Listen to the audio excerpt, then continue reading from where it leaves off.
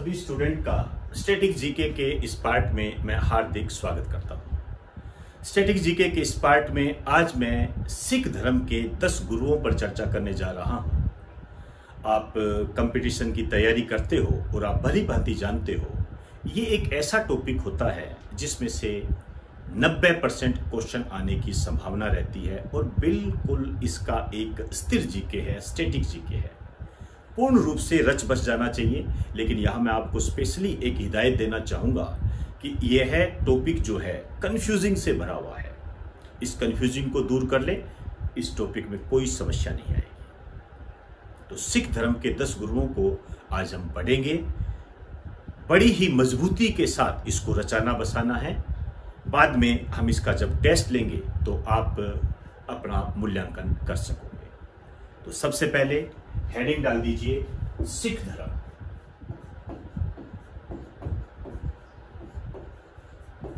सिख धर्म।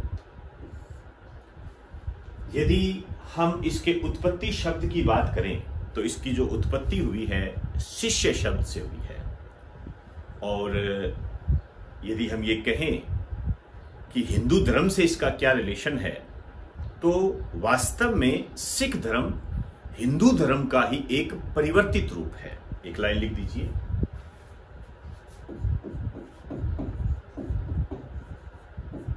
हिंदू धर्म का परिवर्तित रूप।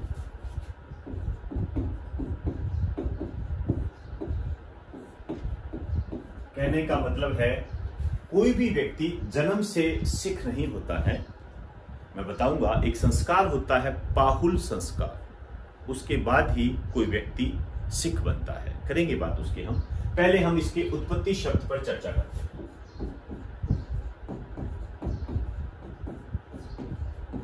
इसका जो उत्पत्ति शब्द है ये है शिष्य।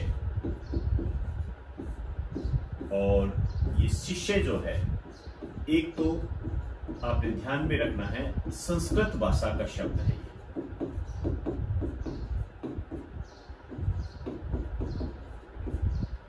इसका अर्थ होता है सीखने वाला। सीखने वाला इसका अर्थ होता है। यदि हम सिख धर्म के संस्थापक की बात करें तो ये गुरु नानक देव जी थे। संस्थापक ये थे गुरु नानक देव जी।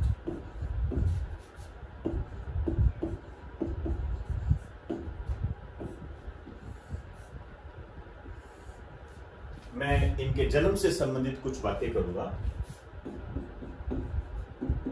इनका जन्म हुआ था 14 अप्रैल 1469 ईस्वी में, 69। और स्थान था तलवंडी। ये जो तलवंडी है पाकिस्तान में जो पंजाब प्रांत है वहां पर पड़ता है।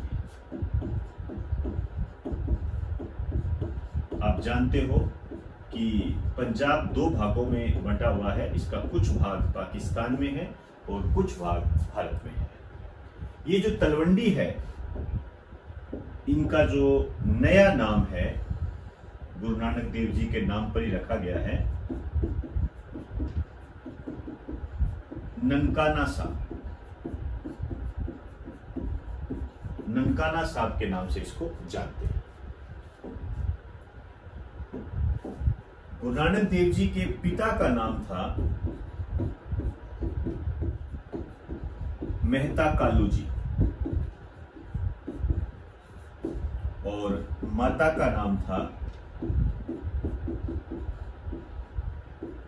तृप्ति देवी। और इनकी पत्नी का नाम था सुलखनी।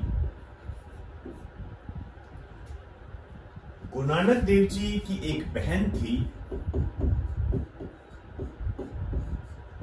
इसका नाम था नानकी देवी।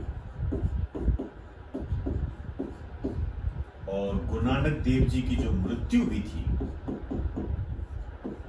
22 सितंबर 1539 को, और ये मृत्यु हुई थी करतारपुर, ये भी वर्तमान में पाकिस्तान में है।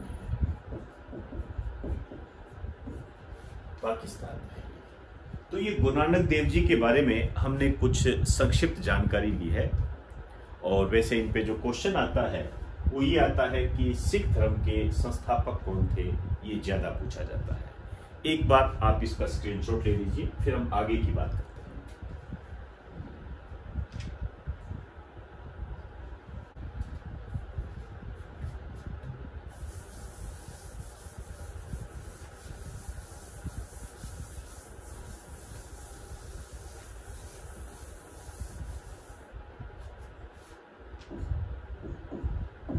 एक लाइन लिखिए, प्रत्येक सिख को कच्छा, कृपाण, आप इसको तलवार भी कह सकते हैं, केस,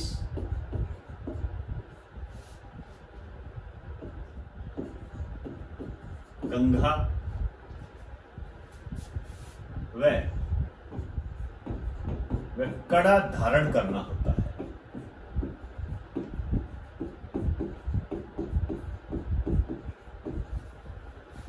एक लाइन और लिख लीजिए, कोई भी व्यक्ति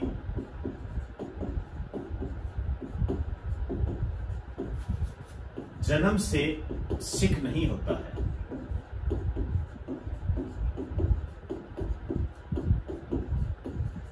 जन्म से सिख नहीं होता है।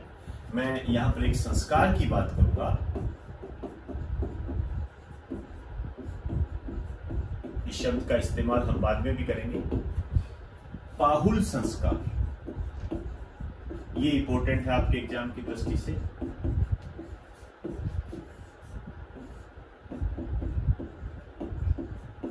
इस संस्कार के बाद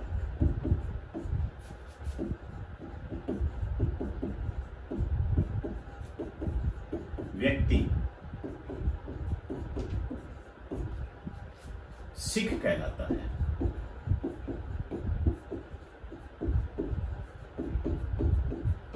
और उसे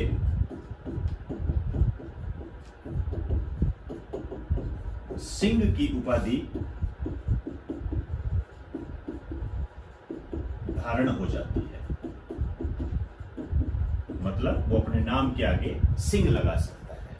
तो आपने देखा होगा कि सिखों में जो नाम होते हैं, बेसिकली उनके नाम के आगे आपको सिंह शब्द जरूर मिलेगा। पाहुल संस्कार क्या है, यदि मैं बेसिकली आपसे कुछ कहूं, इसके तहत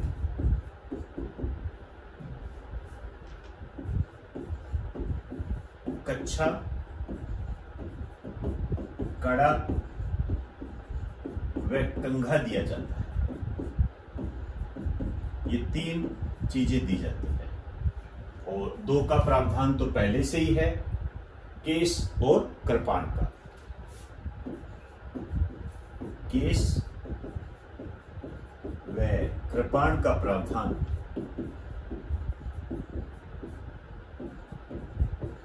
पहले से ही है। अब आप मेरी बात समझ गए होंगे।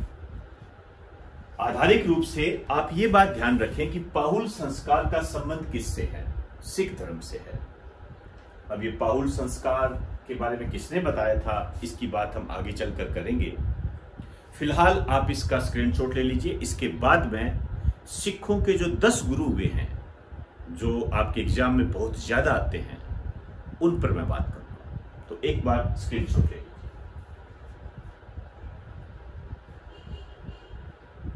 आप एक साइड में लिखिए सिख गुरु,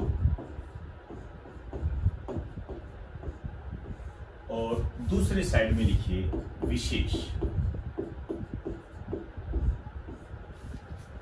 सबसे पहले जो गुरु हुए थे, ये थे गुरु नानक जी। कुछ बातें हम इनके बारे में पहले कर चुके हैं।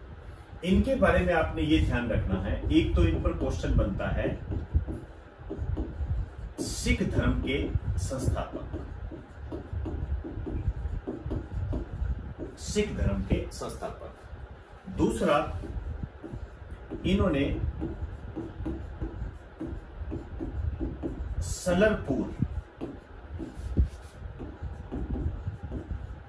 नामक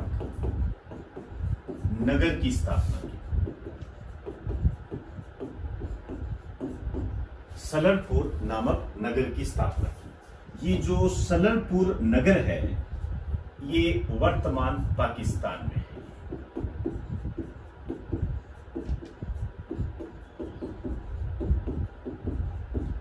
आप जानते हो कि गुरु नानक देव जी के जो जन्म स्थान और जो मरण स्थान है वो दोनों ही वर्तमान पाकिस्तान में है। तीसरी बात करते हैं हम, इन्होंने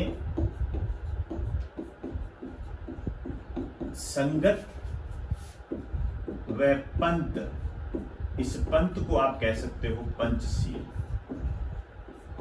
को स्थापित किया।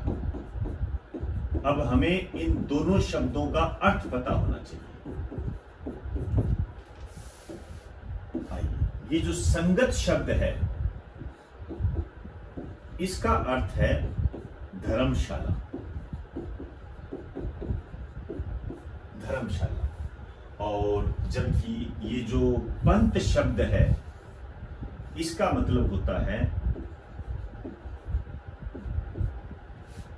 लंगर, लंगर करना। लंगर आप जानते हो शुद्ध शाकाहारी भोजन होता है, उससे रिलेटेड है ये लंगर। तो लंगर को प्रारंभ किसने करवाया था? गुरु नानक देव जी ने करवाया था। तो आप चाहो तो तीसरा शब्द लिख दीजिए या स्टार डाल के लिख दीजिए, लंगर को प्रारंभ करवाया, भूखों को खाना मिले।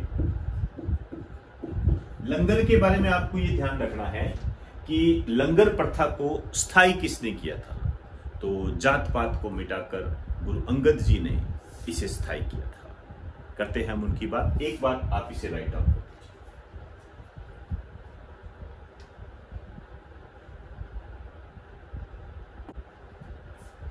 नेक्स्ट लिखिए दूसरे, गुरु अंगद जी। गुरु अंगद जी, इनके बारे में हम बात करेंगे।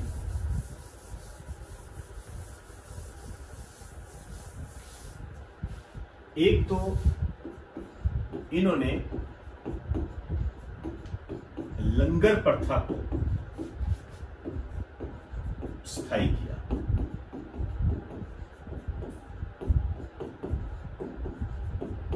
लंगर प्रथा को इन्होंने स्थायी किया। ये क्वेश्चन कई बार आता है। और इसके अलावा एक बात और थी, इन्होंने जो पंजाबी भाषा है उसका भी प्रचार शुरू किया और एक लिपि थी गुरुमुखी लिपि, उसके आविष्कारक थे ये गुरुमुखी लिपि के आविष्कारक। ये सारे क्वेश्चन है, ध्यान रखना। तीसरा लिखिए, इन्होंने पंजाबी भाषा का प्रसार किया।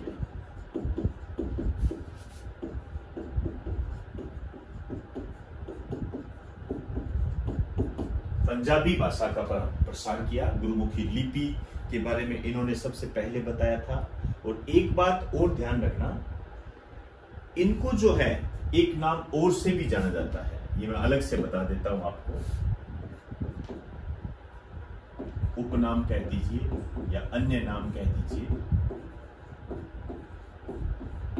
लहिणा जी के नाम से भी जाना जाता है, लहिणा जी। तो ये गुरु अंगद जी है। अब हम इनके तीसरे गुरु पर बात करेंगे,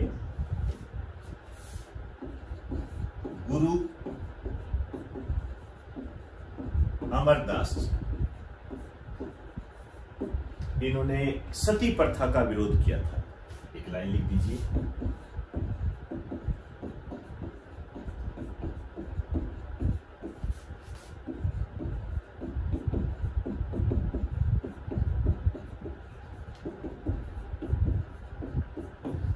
सती प्रथा का इन्होंने विरोध किया था। सती प्रथा के बारे में आप जानते ही हो, पति के साथ पत्नी का उनकी चिता में जलना, एक साथ दोनों का चिता में जलना, आप भली भांति जानते हो। इसके अलावा जो अंतर जातीय विवाह होता है और विधवा विवाह को इन्होंने समर्थन दिया। अंतर जातीय विवाह व विधवा विवाह को समर्थन दिया।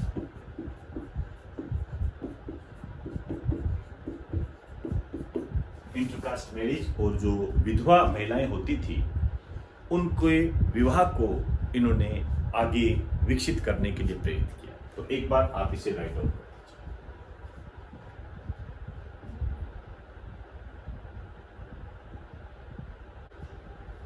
चौथे गुरु पर हम बात करेंगे अब, गुरु रामदास।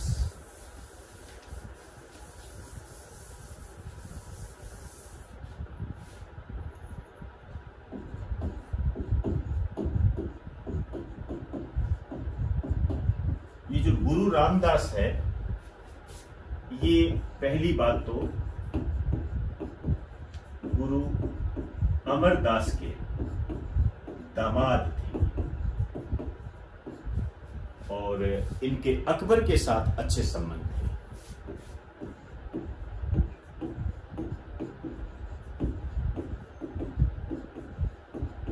अकबर आप जानते ही हो, मुगल बादशाह।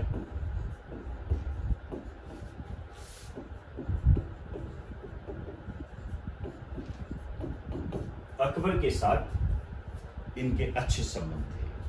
इसके अलावा इन्होंने अमृत सरोवर की स्थापना की थी 1577 में। इन्होंने 1577 ईस्वी में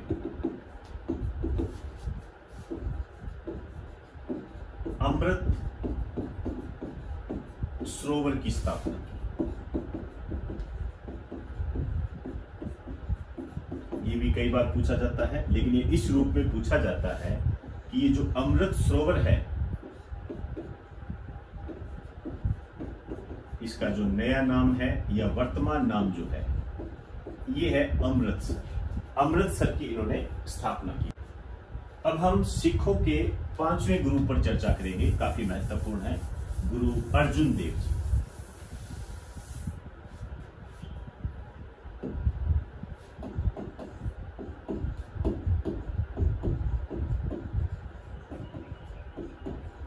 अर्जुन देव जी, देखिए, एक तो ये जो गुरु रामदास जी थे, इनके पुत्र थे।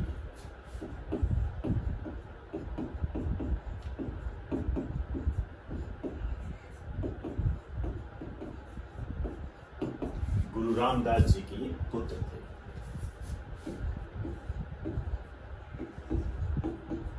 इन्होंने 2 शहरों की स्थापना की। जैसे गुरु नानक देव जी ने सलरपुर की स्थापना की थी, इन्होंने 2 शहरों की स्थापना की थी। एक का नाम था तरण तारण और करतारपुरा।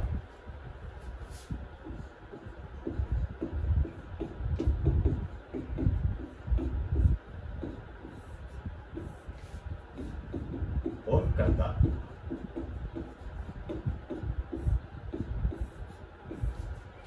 स्थापना की थी। तीसरा, इन्होंने आदि ग्रंथ का संकलन किया।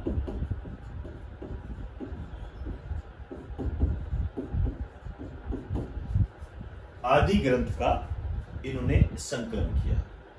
और एक बात और है इनके लिए, सच्चा बादशाह कहा था इन्होंने स्वयं को, और अमृतसर में स्वर्ण मंदिर की स्थापना की।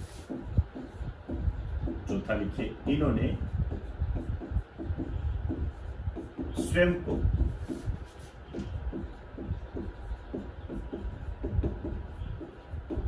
सच्चा बादशाह कहा। स्वयं को सच्चा बादशाह कहा। 5वां लिखिए, इन्होंने स्वर्ण मंदिर की स्थापना की। गोल्डन टेम्पल काफी प्रसिद्ध है। स्वर्ण मंदिर की इन्होंने स्थापना की थी। आप जानते हो कि ये जो स्वर्ण मंदिर है एक सरोवर के अंदर है। इसको शरण सरोवर के नाम से जानते हैं।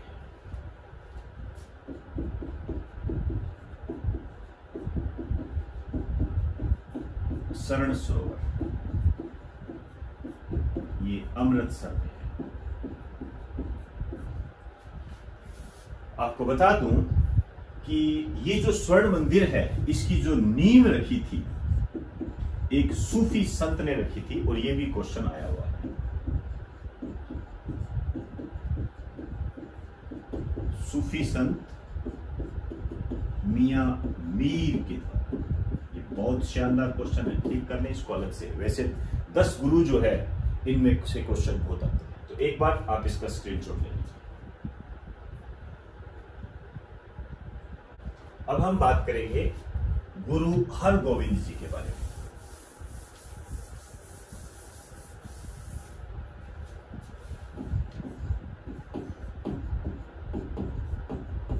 गुरु हरगोविंद जी इन्होंने अकाल तख्त की स्थापना की थी। ये क्वेश्चन भी काफी बार आता है, लिख दीजिए। इन्होंने अमृतसर में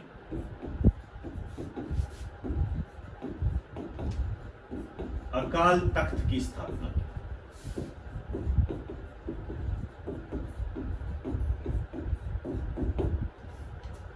एक बात और बताना चाहूंगा इनके बारे में।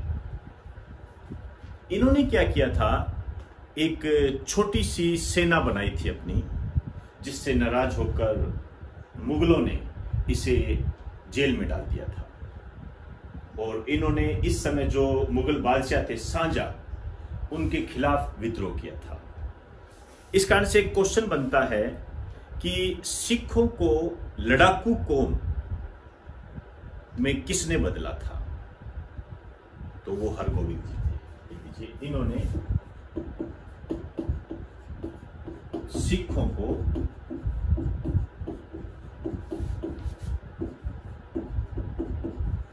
लड़ाकू कौम में बदला।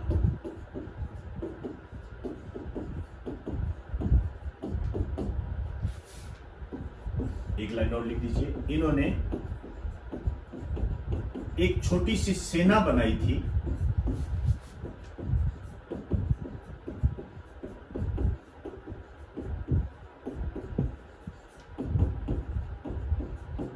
इस कारण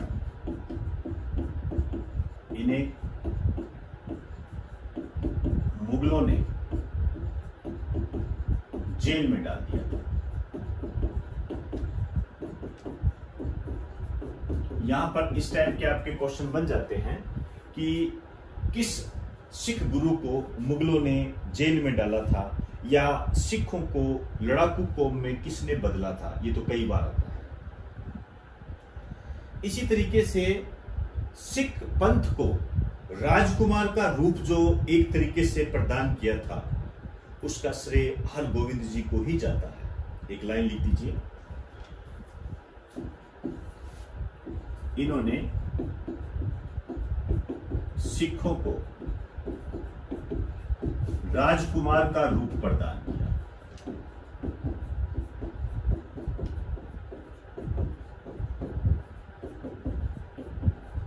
लास्ट पॉइंट लिखिए। इन्होंने शाहजहां के खिलाफ विद्रोह किया था।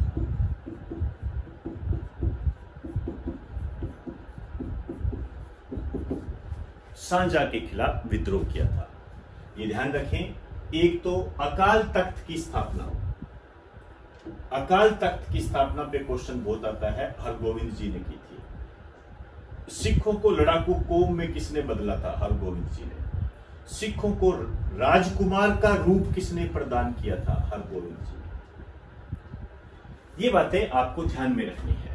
और ये जो मुगलों ने जेल में डाल दिया था, इस पर भी एग्जामिनर क्या करता है, कई बार यू टर्न ले लेता है। और इसको एक शाब्दिक रूप से एक लाइन के रूप में इस तरीके से व्यवस्थित करता है कि जैसे आपसे ये कहेगा, निम्न में से किस सिख गुरु को मुगलों ने एक छोटी सी सेना बनाने के कारण जेल में डाल दिया था। इस टाइप के क्वेश्चन मैंने कई बार देखे हैं। तो एक बार आप इसका स्क्रीनशॉट ले लीजिए।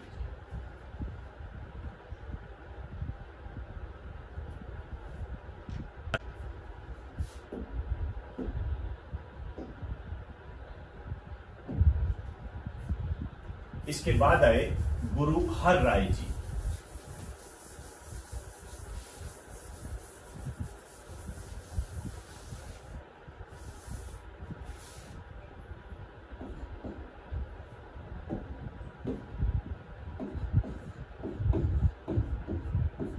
गुरु हर राय जी, आपने कभी नाम सुना होगा दारा सिकोह का। हम मध्यकालीन भारत में इनको पढ़ते हैं। दारा सिकोह औरंगजेब के बड़े भाई थे और औरंगजेब के साथ तो इनके संबंध अच्छे नहीं थे, लेकिन दारा सिकोह के साथ इनके संबंध अच्छे थे। एक लाइन लिख दीजिए, एक ही लाइन है इनके बारे में। इनके दारा सिकोह के साथ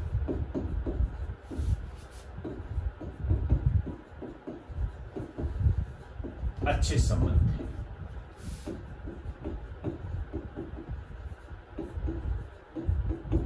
और ये जो दारा सिकोह है, वैसे आप जानते हो, लेकिन लिख दीजिए,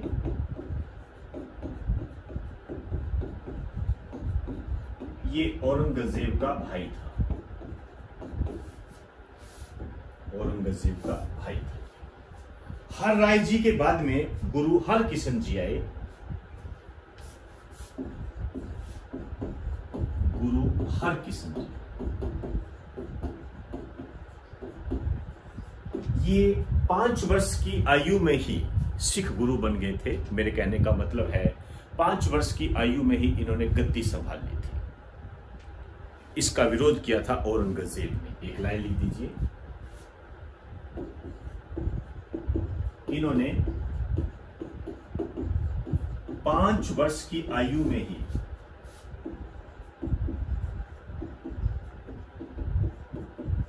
गद्दी संभाल ली थी।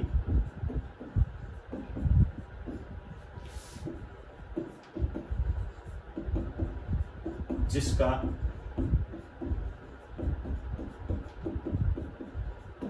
औरंगजेब ने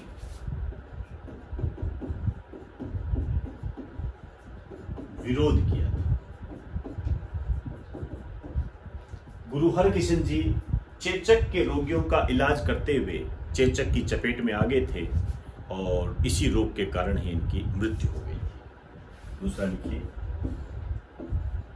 इनकी मृत्यु चेचक के कारण हुई।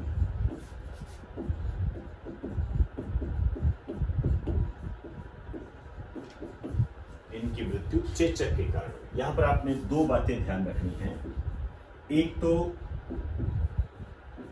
मृत्यु पूर्व निर्देश, मरने से पहले इन्होंने क्या निर्देश दिया, और दूसरी बात करेंगे अंतिम शब्द क्या था।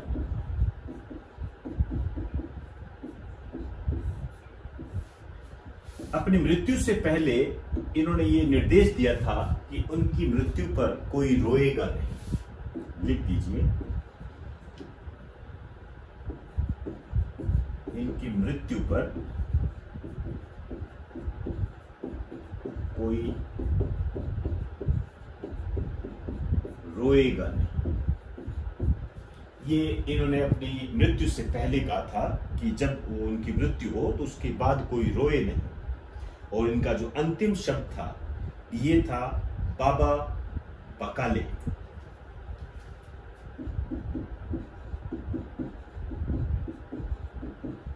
बाबा बकाले, इसका अर्थ है कि अगली शिक्षा जो है गुरु बकाले गांव में होगी, वहां से शुरू होगी। देखिए, अगली शिक्षा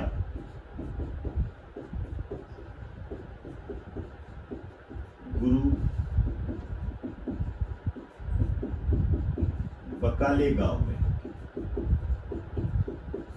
तो आपसे पूछा जा सकता है कि वो कौन से सिख गुरु थे जिन्होंने अंतिम शब्द बाबा बकाले बोला था, या जिन्होंने अपनी मृत्यु से पहले निर्देश दिया था कि उनकी मृत्यु पर कोई रोएगा नहीं। तो ये थे हरकिशन जी। तो एक बार आप इसे राइट डाउन कर दीजिए।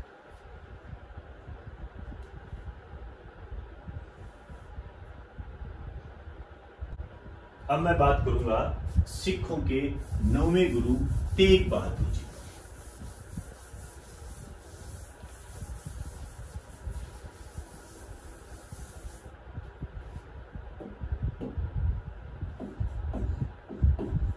गुरु तेग बहादुर जी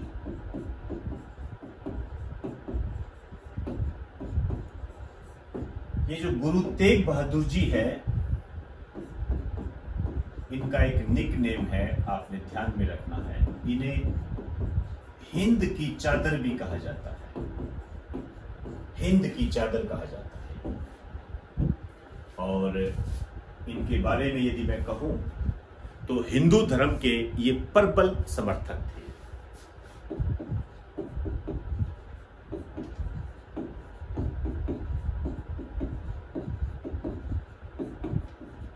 हिंदू धर्म के प्रबल समर्थक थे। दूसरा लिखिए, इन्होंने आनंदपुर साहिब की स्थापना की।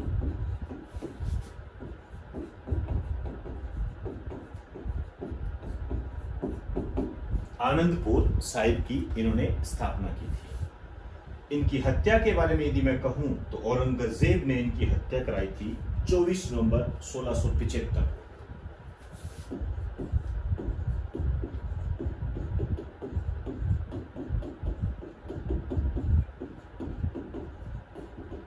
औरंगजेब के द्वारा करवाई।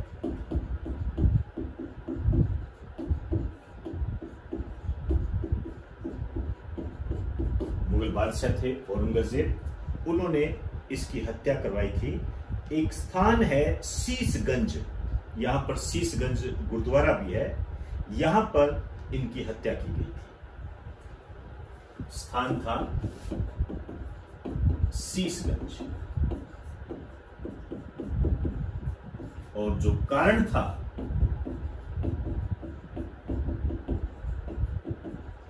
इस्लाम कबूल नहीं करने के कारण।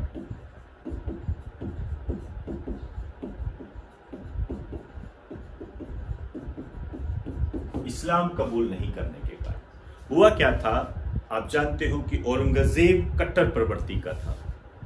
यह दारुल हर्ष को दारुल इस्लाम में बदलना चाहता था। इस प्रकार की बातें हम मध्यकालीन भारत में पढ़ते भी हैं। तो जो कश्मीरी पंडित होते थे, ये तेग बहादुर जी के पास आए और इनको कहा कि औरंगजेब इस्लाम धर्म को मानने के लिए हमें प्रोत्साहित कर रहा है और हम ये करना नहीं चाहते। हम हिंदू धर्म में ही बने रहना चाहते हैं, हम अन्य धर्म में जाने की सोच भी नहीं सकते। इस तरीके की कुछ बातें जब कश्मीरी पंडितों ने आकर तेग बहादुर जी को बताई तो तेग बहादुर जी ने कहा कि यदि औरंगजेब मुझे इस्लाम कबूल करवा दे तो सभी इस्लाम कबूल कर लेंगे। तो औरंगजेब था, उसके मन में भी ठन गई। उसने बहुत प्रयास किए लेकिन तेग बहादुर जी नहीं माने। यहां तक कि तेग बहादुर जी के 2 शिष्यों की हत्या इनके सामने कर दी गई थी, लेकिन फिर भी इन्होंने इस्लाम कबूल नहीं किया। और बाद में शीशगंज नामक स्थान पर इनकी हत्या कर दी गई थी। आप एक बात लिख दीजिए, कश्मीरी पंडितों के संदर्भ में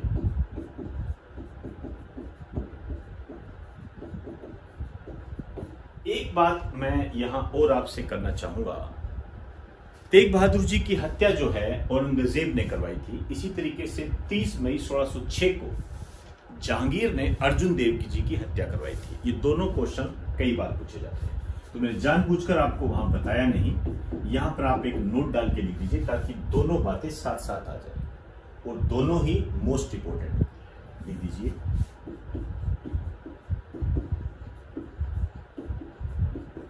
गुरु अर्जुन देव की हत्या।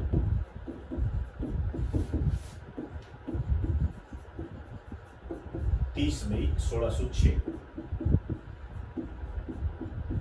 जहांगीर के द्वारा। जहांगीर ने इनकी हत्या करवाई थी। हुआ क्या था, जहांगीर का एक पुत्र था खुसरो। इसने जहांगीर के खिलाफ विद्रोह कर दिया था। इस विद्रोह में गुरु अर्जुन देव जी ने खुसरो की सहायता की थी, उसे आशीर्वाद दिया था।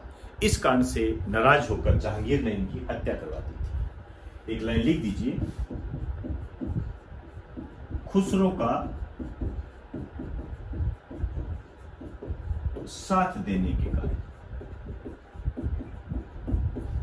एक बार राइट डाउन कर दीजिए।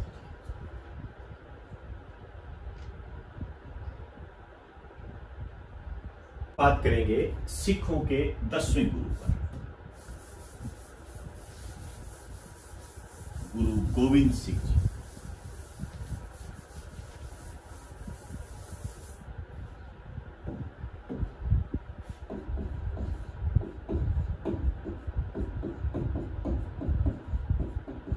गुरु गोविंद सिंह जी। गुरु गोविंद सिंह जी जो है, इन्होंने खालसा पंथ की स्थापना की थी। एक तो ये बात,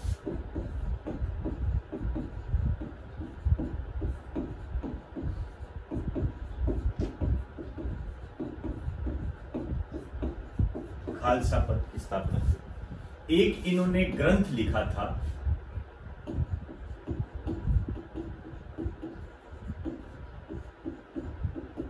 जफरनामा,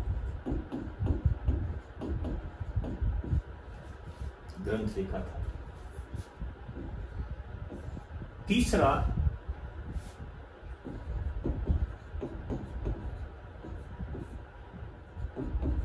इन्होंने बाहुल प्रथा या संस्कार का प्रारंभ करवाया। इस बात की चर्चा हम पहले कर चुके हैं, बाहुल प्रथा। इसके बाद ही व्यक्ति सिख कहलाता है और वो अपने नाम के आगे सिंह लगा सकता है। कहने का मतलब है उसे सिंह की उपाधि मिलती है। चौथा लिखिए, सिख धर्म के अंतिम गुरु। अंतिम गुरु, इन्होंने गुरु प्रथा को समाप्त कर दिया था। लिख दीजिए, इन्होंने गुरु प्रथा को समाप्त करते हुए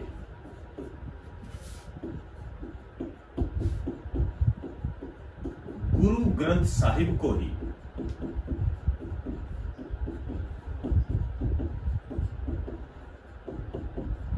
अगला गुरु बताया। मतलब एक ग्रंथ को ही इन्होंने अगला गुरु बताया। तो ये गुरु गोविंद सिंह जी थे।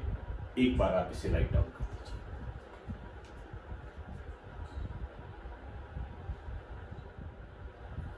तो दोस्तों, आज हमने स्टैटिक जीके के इस पार्ट में सिखों के 10 गुरुओं को विस्तार से जाना।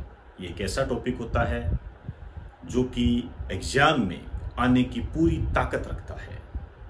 इसमें से कोई भी पॉइंट छूटना नहीं चाहिए। मैंने सारे पॉइंट इसके अंदर इंक्लूड कर दिए।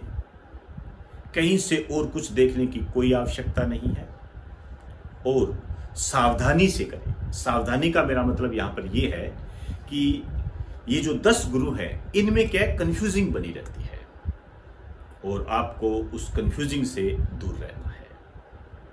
तो अब मैं आपसे इजाजत चाहूंगा। आप मेरे इस पार्ट को ज्यादा से ज्यादा शेयर करें और लाइक करें। आप सभी को मेरा नमस्कार।